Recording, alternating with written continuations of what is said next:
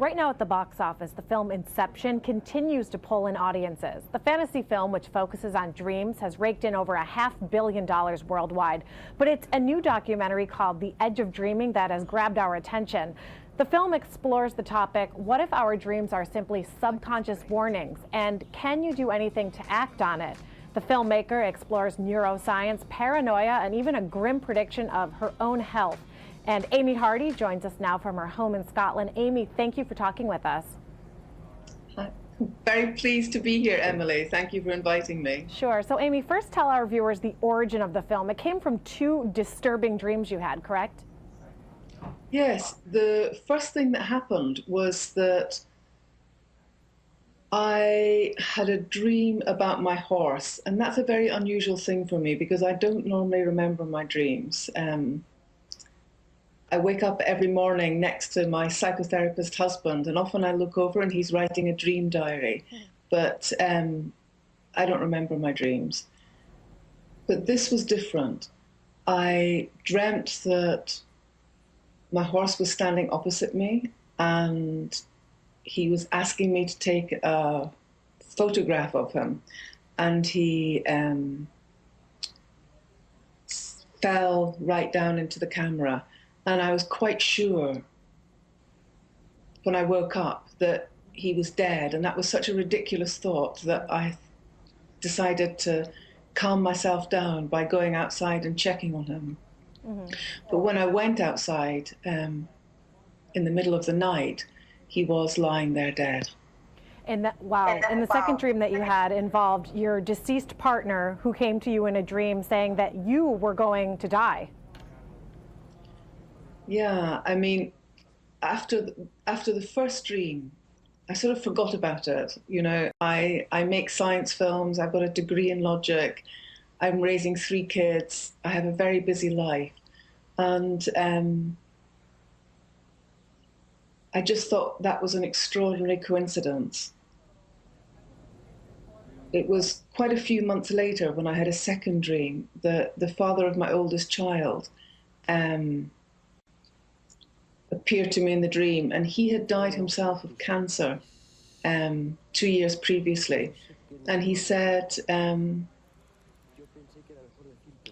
don't want to tell you this, but I think it's better that you know you're going to die when you're 48. Mm-hmm. And based on the dream that you had had about the horse, now you're thinking that you have some type of telepathy for these dreams, but you talked about it with your psychoanalyst husband and son, but you kept the news away from your girls. How did you decide who to tell and who not to tell? Because you didn't know for sure if this was actually going to happen.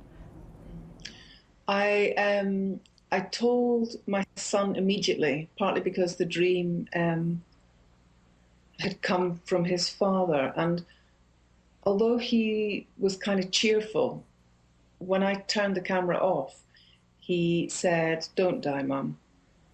I've had one parent die already.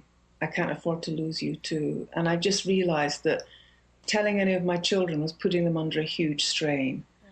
Mm-hmm. And it was much better that I kept this to myself, right, which actually I found really hard. And so you talked to scientists, doctors. I mean, you did your research on this, including talking to your husband. But I mean, did it make it worse when you talked to experts about dreams and the fear? Did it make it worse for you? I think what was alarming was finding out how many times dreams get proved right and how often dreams have shown people that they really do have something wrong with them. Very often a symptom of a real illness will come to them in a dream.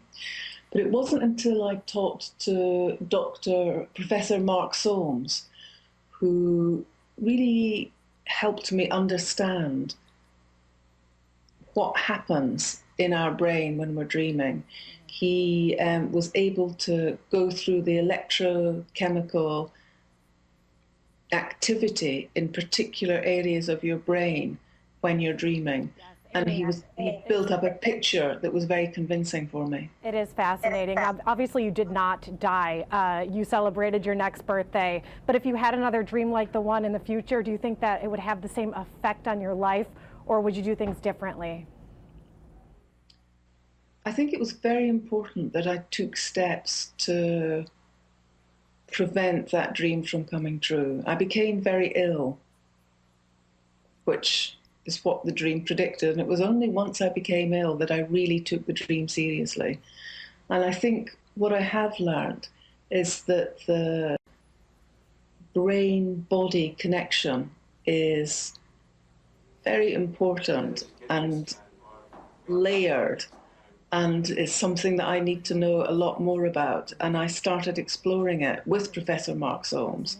And I think there are a lot of instances of people who have had a death sentence and have then died. Their body has done what their brain has told it to.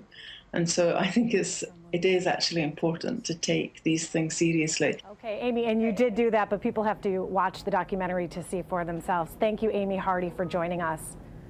Okay, thank you. Thank you. And again, the film is The Edge of Dreaming. It airs next Tuesday on PBS. Check your local listings for times. And if you miss it, it will be available on the POV's website into November 24th.